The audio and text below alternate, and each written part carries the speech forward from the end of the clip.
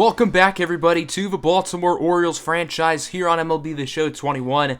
Today, we will round out the month of June, starting the early portion of July as well. We are currently 34-35, 69 games into the year. Nice. And we're going to get to about the official halfway point of the season in today's episode. In the last one, we made a fairly significant trade, acquiring Eliezer Hernandez from the Miami Marlins. Hernandez has not played all that well since the trade, but I am pretty excited about him. He's only 26 years old. They seemed like they really wanted to get rid of him, and I don't know why, but we're not going to complain as we now have him on the team. I'm going to be changing up the style a little bit for today's episode. Normally, I would play 2 games, but I want to do something a little bit different. So, instead of 2 games, we're going to play 1, and we're also going to do a few games of just player locking guys, including Heston Kjerstad, who is being promoted to AAA because he's done really well in AA the past couple of seasons. I know his average isn't all that high, but he's hitting for good power. His OPS is pretty solid. But I wanted to experiment today. I wanted to try something a little bit different with player locking. And I'm not going to do this every episode, but if you guys want to see me do sometimes 1 game and sometimes a few player locks occasionally, if you like the style of this episode, then feel free to let me know in the comments, because I want to sort of change it up a little bit, but I also want to give you guys what you want. So we're going to do Heston Kjerstad's AAA debut here against Gwinnett. Our Norfolk Tides are 28-34. They're not doing all that good, but maybe Heston Kjerstad can help change that. I think Kjerstad is very close to reaching the major leagues, and if he plays somewhat well in AAA for the next month or 2, he will get called up here this season. It's just more so a matter of when rather than if. So we're going to go through his at-bats, we're going to go through his defensive situations as well, and then we're going to simulate the rest of the game, see how it all plays out. We are the home team, so we will bat in the bottom of the first.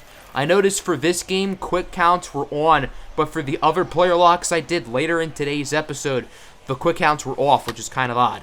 3-2 pitch, hits that one up the middle into center field for a base hit. So he is 1 for 1 in his AAA career. Do I expect that to hold up? No, probably not, but I suppose that is cool. Aristides Aquino, who is playing in AAA, he got called down recently, just wasn't doing all that well in the majors. He grounds into a double play, so unfortunately Kjerstad is unable to score as we keep on simming. The Stripers get on the board as it is 1-0. Our offense is not doing a whole lot today. So Kjerstad would again reach base with a runner on, this time 2 outs. The 3-1 pitch from Riley, that one is hit high and not overly deep into right center. Actually, that one's going to go to the warning track. I didn't realize that one was going to go that far. But it is caught, so the Tide's unable to drive anybody home.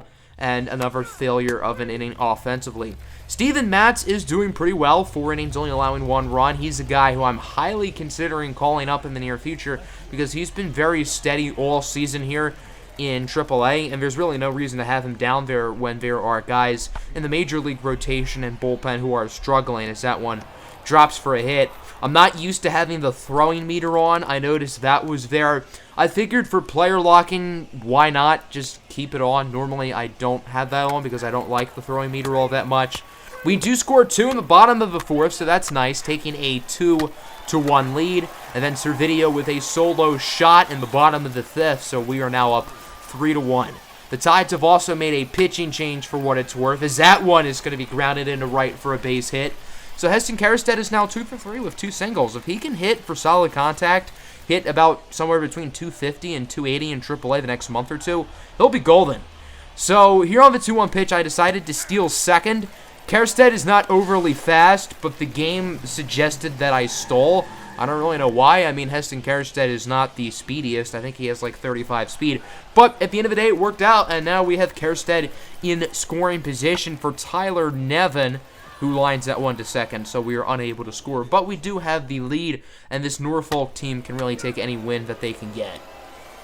So the Stripers are on the board. Drew Waters, one of the Braves' better prospects, hits a home run, bringing the lead down to 1. Maybe we'll actually get an opportunity to field an out. We have not done that all day, and we're already in the 6th inning. As that one will go behind us, we will track it down pretty easily and make the catch. I understand not a lot of the defensive plays are overly exciting, so in the future, if I do still do occasional player locks, if you guys don't like me showing defense if that's not interesting, except for maybe some sort of interesting defensive play, then I can do that as well. I would imagine Kjerstad's probably going to get one, maybe two more at-bats as they tie it in the top of the 8th. Kjerstad leading the bottom of the 8th inning off. So if this game goes into extras, we'll probably get two more at-bats. Got fooled by the sidearm outside fastball from Christopher Hamill. That pitch was pretty dirty. So we're going to keep simming, hoping that we can score, and we do not. One of the 9th inning. They have a few base runners, but are unable to drive anybody across. Now into the 10th inning. Alex Reyes is in. He allows a run. Why am I not surprised? It's Alex Reyes. So look at this. Runners in scoring position. 1 out. We're down by 1. A really interesting opportunity here for Heston Kjerstad to potentially walk it off of the base hit as he watches the forcing fastball go right down the middle.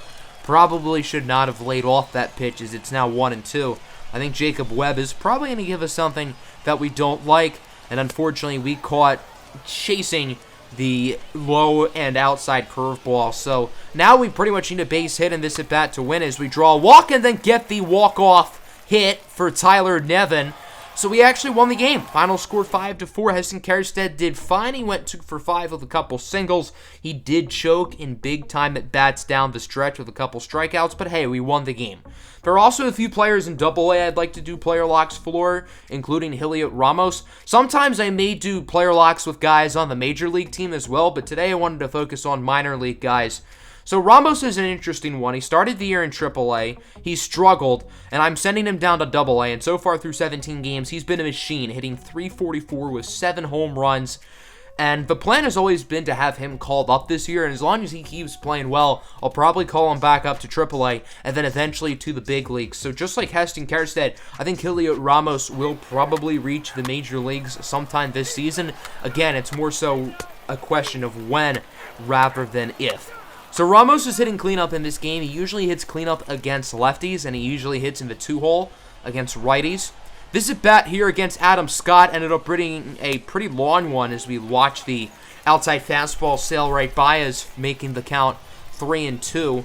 Ramos is a very interesting player. I really like his skill set. Although he's only a 67 overall with B potential, I am personally really high on him. I have noticed that Ramos usually does pretty well in MLB The Show Sim, so I think he could absolutely be our center fielder of the future, especially considering we don't have a clear option for our center fielder of the future on the roster. So it ended up being an 8-pitch at-bat. We would fly out to weak right field, but hey, 8 pitches, that's still somewhat successful at the end of the day. We're going to keep simming as the Akron Rubber Ducks currently lead 1-0. Our AA team is really good. I think we are higher rated than any other AA team, and I believe we have the best record as well, which isn't really a surprise because our AA team is kind of loaded. So here's Carmen Sixto, a player I wanted to draft last year. I believe the Indians used him with their first-round pick. He probably would have been our second choice had he still been on the board. Obviously, we still picked Julian Starnes, the closer, and I think Julian Starnes is a beast. I'm happy it worked out that way, but Carmen Sixto would have been pretty fun. Still 1-0 as we finally get on the board. A Louis St. John home run. Really good to see LSJ playing well. He's been very solid the past month or so. We're going to do a player lock for Louis St. John today as well, which will be after this one, as Ramos would ground out to the second baseman. You may notice that quick counts were not on for these AA games. Again, I don't really control whether quick counts are on for player locking or not, so I don't know why it was inconsistent, whether it was on or not. But for these player locks, I kind of prefer to have quick counts off because, I don't know, I feel like that makes it more interesting. I usually keep quick counts on for the actual games just so it goes quicker, but for player lock, I mean, usually that doesn't take more than like 5 or 10 minutes per, so I think having quick counts off is actually kind of a good idea. Still 1-1 as we do get back on the board. We make it 2-1. On to the top of the 6th. Bartolo Guzman is pitching really well. He is not one of our elite prospects on the AA roster, but it's good to see him pitching a solid outing. 2-1 here in the bottom of the 6th. Ramos is hitless today.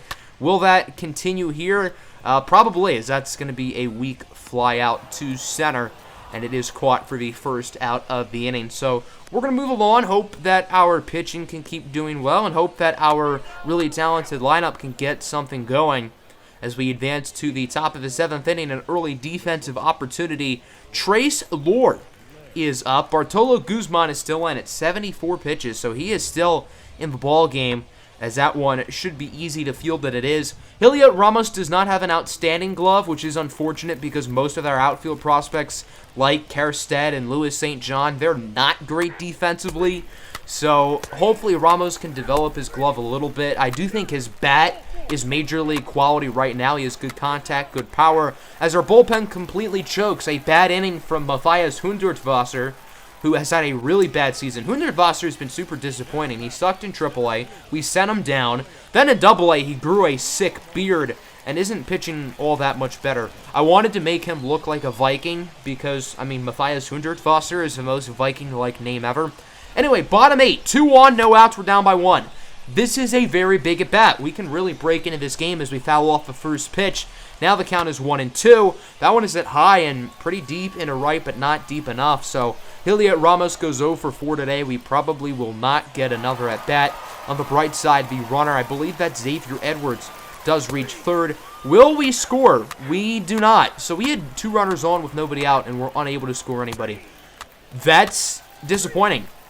Unfortunately, the offense did not do anything in the 9th inning, so the Rubber Ducks end up winning the game by the final score of 3-2. Helio Ramos was not all that good. He went 0 for 4, and just not his day, but he has been great in AAA, so I don't want to fault him too much. Let's talk about Louis St. John now, the 5th overall pick in last year's draft. I wanted to do a player lock with him just because, why not? It gives me another excuse to use him. St. John has 5 home runs, hitting .288. I believe he leads all of our AA league in All-Star votes, so that's cool. That means he's doing pretty well. I know .288 with 5 home runs doesn't look spectacular, but there aren't like a ton of home runs in AA. Like I think the league leader has like 7 or 8, which really isn't that much considering the AA season's been going on for like 2 months. So let's go to the top of the first inning. LSJ hitting in the 3-hole like he does usually. Runner on first, 1 out, and Louis St. John hits that one high and pretty deep in a left field. At the track of the wall, it's gone.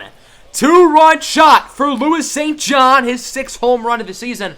Always good to see St. John hitting them out of the ballpark. That's the first home run I've personally hit with him, which is definitely very cool. As Louis St. John continuing his hot streak, he had a home run in the previous game too, if you remember. So that's back-to-back games where he goes deep. So that's a big start for Louis St. John, a big start for the Bowie Baysock offense as they would load the bases, but were unable to score anybody. Bottom of the first inning, a defensive opportunity. LSJ's defensive ratings are not good. He can't really field, doesn't really have a great arm either, so he's probably going to hopefully be our long-term DH. But if we can get him better defensively, that would be nice as he does get the routine flyout. Louis St. John is fast, so he should be able to track balls pretty well. That's what she said. But his glove and his arm just are not that good. Moving right along, Hunter Harvey getting the start. Hopefully he can try to revive his career in the minors. He's had a pretty good season this year in AA for the most part. So here we are in the top of the 3rd. That one is hit high and not as deep. It will be caught. What a nice play by the right fielder. Louis St. John nearly got his 2nd base hit of the game right there, but was unable to. So it still remains 2-0. They do get on the board. I believe Carmen Sixto is the one who hit that home run. So it is now 2-1 on to, what are we, in the top of the 5th? No, the bottom of the 4th. So it's 2-1. Hunter Harvey is still doing pretty well, and we get another defensive opportunity to try to end the inning off strong. And that one looks like it'll go off the top of a wall. Normally that would be a home run, but since it's off the scoreboard, it's still in play. Going to try to throw the runner out at second, but considering Louis St. John is a noodle arm, that's unfortunately not going to happen. So Lore would reach base. Does he score? He does not. So here we are now in the top of the 5th inning. LSJ getting his 3rd at-bat of the game, currently 1 for 2 of the home run. As that one is hit high, I don't think it'll be deep enough. It actually goes quite far, nearly to the warning track, but it is caught for the out. So no dinger there as we keep simming. 2-1, still the score. Otto Jashek is up. Going to try to again end the inning. No runner on, so we probably won't allow any runs unless Jashek gets a big hit here. As this one looks like it's going to go off the top of a wall again, possibly, unless we can jump and catch it, which we don't. Going to just try to make the throw to the cutoff man, not do anything crazy. So they do get the base runner. Will the Rubber Ducks be able to score off of that hit? And the answer is no. So again, Akron leaves another runner on. But our offense has done pretty much nothing since the first inning. And now here comes the Rubber Ducks. They score 2. Akron now up 2-3. As Louis St. John is up here in the top of the 7th. Runner on, 2 outs. We are still losing. Count is 1-2. And he hits that one high again. Fairly deep in a right center, but it is caught. So Louis St. John currently 1 for 4. Will he get another at bat? Maybe, if the offense can get a few hits together. So I guess we'll just have to see. The bullpen trying to finish this one off strong as Nolan Jones, one of the Indians' top prospects, is up. Has an OPS above 840, so he's having a pretty good season here in Double-A. Feels like he's been one of their top prospects for a while now. Hasn't fully developed, but he is having a good season. As that one does reach the warning track, but it is caught. I know Louis St. John is not great at defense, but he's not that bad. He was able to make those plays. Top of the 8th, our offense does nothing. Their offense is getting a few hits across, unable to score. So now on to the top of the 9th. This is it, and we lose. So in both Double-A games we played, we lost them both. Louis St. John was the only run support today. He had the 2-run homer in the top of the first inning. The offense did not score after that.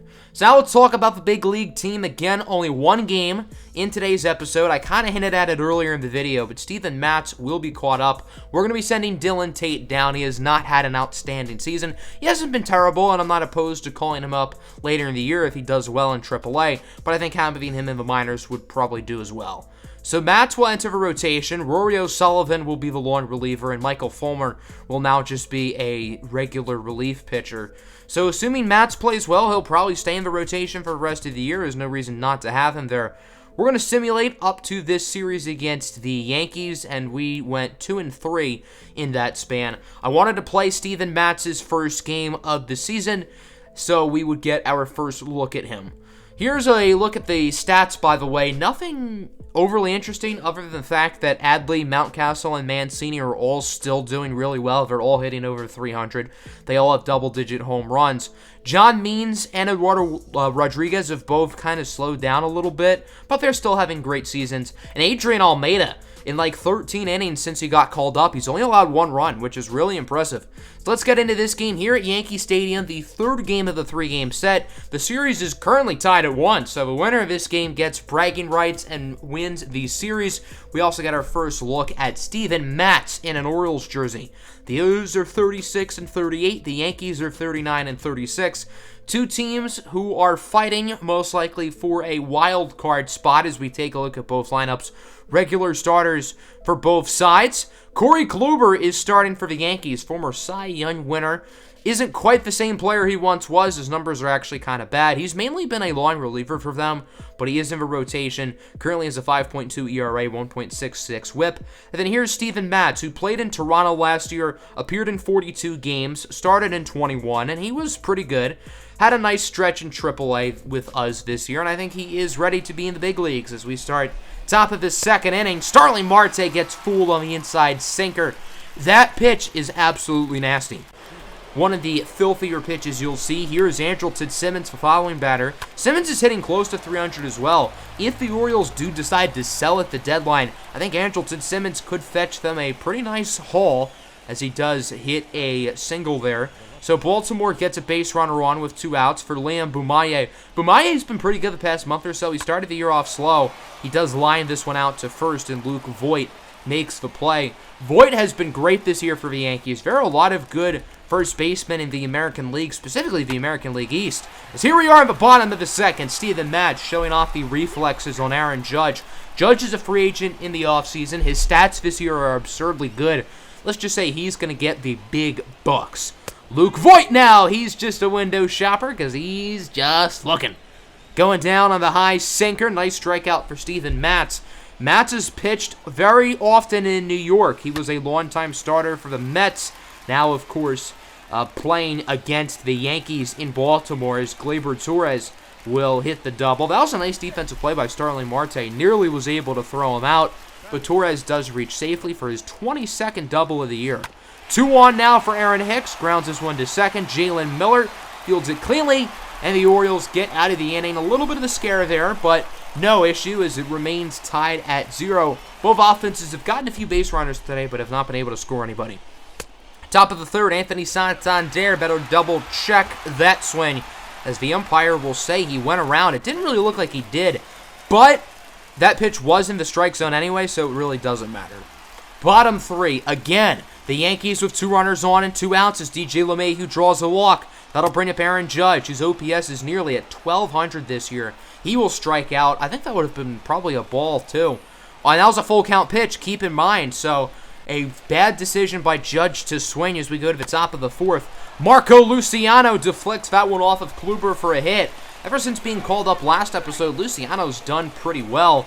But Corey Kluber appears to be in quite a bit of pain as the manager and catcher will come out to talk with him. Kluber would stay in the game, but that one definitely did look like it hurt. And if Kluber is going to be pitching in pain, maybe the Orioles can take advantage. As here is Starling Marte rips this one into center. I think we'll finally see runs on the board. Ryan Mountcastle headed to the plate. He is safe. Luciano fought about third. He stays at second. But the Baltimore Orioles will take a 1-0 lead off of the single by Starling Marte. Marte, of course, has had a rough year, but it's good to see him making a play there. The Yankees should have turned 2, but the shortstop, Jerome Driscoll, hesitated, and they only get 1. We'll see if that bites New York in the rear end. Driscoll is not a shortstop. He is a third baseman who can play first, so I have no clue why they have him at short. As Liam Bumaye draws the walk, and the bases are loaded. A major opportunity for Anthony Santander, and he watches the sinker go right down the middle. That hurts. That was a beautiful pitch, too. That wasn't like on the outside corner or anything, but that was right down Main Street. I'm surprised he didn't swing at it. Kluber is hyped that he only allowed 1 as we go to the bottom of the fourth. 2-way for Justin Upton. Fooled on the inside pitch. 4 shutout innings for Steven Matz. He has been very impressive up to this point as we would advance to the top of the 5th. Jalen Miller is up. Weekly hits this one. Driscoll, the shortstop, again hesitates, and the speedy Miller reaches base. They had Ian Ordonez playing short at the start of the year, but they sent him down to AAA, even though his numbers were not all that bad. Ryan Mountcastle draws a walk, and the bases are loaded with nobody out. Keep in mind, the Orioles get their first 3 runners to reach base. Trey Mancini hits that one high and fairly deep into right center. Judge will make the play, but Jalen Miller will score. Adley Rutschman is safe to third. Baltimore will now lead 2-0. Even though the Orioles didn't get a base hit there, by having those runners on base, they were able to score. As that would bring up the following batter, Marco Luciano. Luciano hits that one about the same spot that Mancini did into right center. This time Aaron Hicks makes the play. Rutschman will tag up, and Baltimore now leads 3-0. So the Orioles scored 2 runs in this inning, both off of sacrifice flies, and the Orioles definitely extending their lead. They started slow offensively, but are doing a lot better here. Bottom 5, 1 on, 2 out for Gio Urshela, who rips a base hit. Matz's pitch count is starting to get high. I imagine this will be the last inning of action for him, and hopefully he doesn't choke as DJ LeMahieu draws a walk. And the bases are now loaded. A major opportunity for guess who? Aaron Judge, who has been quiet today, but he has had an outstanding season, and it looks like he'll capitalize. Single into center. 2 runs, will be able to score despite a solid throw from Marte over to the cutoff man to home plate.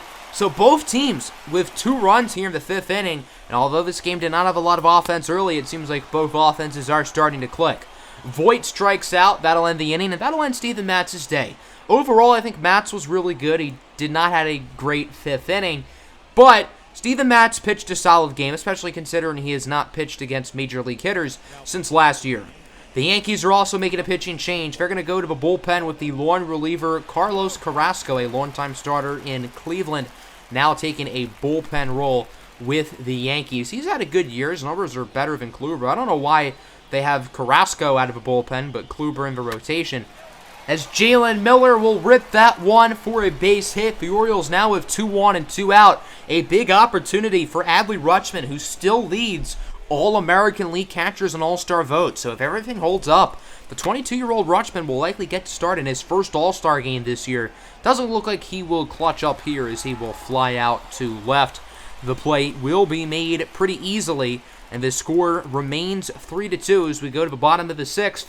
We'll see what the Orioles do pitching-wise as Adrian Almeida will enter. 9 games, 13.1 innings, and he's been really good. .68 ERA, .067 average against right-handed batters. He has been very good, but his day does not start very good. Gleyber Torres beats this shift perfectly. That one will drop for extra bases. Torres with his second double of the game, and with no outs, the Yankees have a runner in scoring position and a major opportunity to get some runs home. Justin Upton, the following batter. That one will go into left for a base hit. Torres will score, and this game is tied at 3. The Orioles were at one point up 3-0 today, but the Yankees have stormed back to close the gap. The Orioles defense does come up with a big double play off the bat of Aaron Hicks. Baltimore needed to get some momentum, and they do exactly that right there. Adrian Almeida definitely needed that little confidence boost. Top of the 7th now, runner on second, 1 out for Luciano as he hits that one into center, caught by Judge. Mountcastle headed to third. A perfect throw by Judge, and he is gunned down. Aaron Judge, part-time ball player, full-time sniper. What a throw, what a tag by Gio Urshela, and a phenomenal defensive play by the New York Yankees. Travis Lakins will enter here in the bottom of the 7th. He's been the Orioles' most reliable reliever this year. He's only pitched 13 innings, though, which is kind of odd. Adrian Almeida, who got called up 2 weeks ago, has pitched more innings than him. He does strike out Jerome Driscoll, and then he strikes out Aaron Judge to end the inning. So an easy 7th inning of work from Travis Lakins Sr., and it remains tied at 3-3. Could we go into extra innings, or will one of these offenses finish it off in regulation? Liam Bumaye grounds that one to Carrasco for the out. Carlos Carrasco has been outstanding today. 3 shutout innings so far. We'll see if the Yankees just decide to keep the hot hand in or go to one of their back-end relievers. Wander Suero checks in the bottom of the 8th. Suero has not had a great year, but he has pitched better as of late. He does strike out Luke Voit, his first batter of the inning. And then his last batter of the inning would be Justin Upton, who grounds out to second. Jalen Miller makes the play. 8 innings down, this game tied up at 3. And the possibility of extra innings is looking like a very real outcome. Top of the 9th, Carrasco still in as Santander rips that one to first, but a great play by Luke Voit to get the out. 2 gone now for Adley Rutschman, who has multiple base hits today. That one will get past the glove of the second baseman for a hit. So Adley Rutschman is now 3 for 5, continuing to push that batting average up and continuing to push those all-star votes up. Ryan Mountcastle would then ground it to short. What is Driscoll doing? Why did he flip it to second? They do get the out, but that was really close. I'm very confused why the Yankees have a guy who has literally no experience at shortstop playing at shortstop. He has hesitated at least 3 or 4 times in the field. A big strikeout there for Wander Suero as that'll bring up Jerome Driscoll with 2 outs. Hit into shallow left. Simmons makes the play, and we are headed to extra innings. I think this is the first time in an Orioles episode that we have had an extra inning game. I know we had a couple in the spring training stream at the beginning of the year, but I don't think we've had any in an actual episode, which is kind of fun. So remember, there will be a runner on second to start the inning. That is Ryan Mountcastle for Baltimore as Trey Mancini weakly flies out. He launches the bat in frustration, and Gary Sanchez makes the play. That is a big out for the New York Yankees. If the Orioles do not score this inning, that would be very bad. Luciano strikes out on the low slider. A big out for the Yankees. And if they can get Starling Marte out, they're in position to probably win this game. But that's not going to happen so easily as Marte singles into center. Mountcastle headed home. The throw from Hicks is off. And the Orioles will take a 4-3 lead. Clutch hitting from Starling Marte, who drives in his second run at the game. So Baltimore is now up, and Sir Anthony Dominguez will enter here in the bottom of the 10th. In a vacuum, his 14 for 17 saves to save opportunity ratio is really not all that bad, but he has a 6.26 ERA, which is not good. Urshela grounds it out to third. A good start to the inning as Mountcastle makes the play. The Yankees need to score 1 to keep the game alive. LeMahieu, the 1-2, hits that one into right. Should be caught, and it will be caught by Santander, and the runner will not advance. That's Jerome Driscoll on second base, who has decent speed. So the game will come down to Aaron Judge, who draws a walk. that was a tough pitch to lay off, especially considering there were 2 strikes. So now 2 on, 2 out for Luke Voit as Jason Dominguez will enter as a pinch runner. So what will Voit do? He hits that one to the right. Should be manageable. Santander under it. And the Baltimore Orioles win this one in extras 4-3. Your final in 10. A very exciting game here, but Baltimore is able to hold on, and they will improve to 37-38 as we take a peep at the box score. The offense was fine, 11 hits, 4 runs. We only had singles, though. All 11 hits were singles. 0 extra base hits for most of the entire game, which is kind of wild. Steven Matz was pretty good. The bullpen was solid as well. So overall, a pretty solid day all around. The Yankees' offense was okay. 3 runs, 8 hits. They only had 2 extra base hits, a couple of doubles by Gleyber Torres. Corey Kluber was not good. Carlos Carrasco was. Carrasco gets the loss, but he did not allow any earned runs, technically. So we're going to simulate the next 6 games past this 3rd game in the Detroit series. I specifically want to get past here because that'll mean we're 81 games into the season, which is the official halfway mark. It is worth noting that we are starting to get a lot of trade offers since the trade deadline is only a month away. We were offered Jose Quintana for Adam Hall, which is not a trade I am interested in. Reds offered us Cam Bedrosian for Matthew Thompson.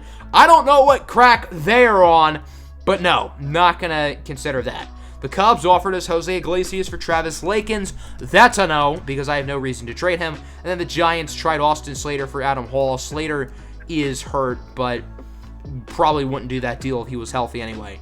So we got swept by Boston, but then we won the first 3 against Detroit. So we go 3-3 in that span, putting us at 40-41 as we are 81 games into the season. And with 81 to go, we are officially on pace to finish 80-82. We're in a very interesting spot. We're only 2 games behind the second wild card, but there are like literally 10 teams in the mix for the second wild card spot. So we have a very tough decision coming on our hands. Do we want to buy at the deadline, try to push for the playoffs, or do we want to sell some of our veteran pieces off like Andrelton Simmons, Starling Marte, and possibly Trey Mancini? Hope everybody enjoyed the episode. Next one will be the international free agency episode, so I hope you guys are excited for that. Make sure to like and subscribe if you're new. Peace out.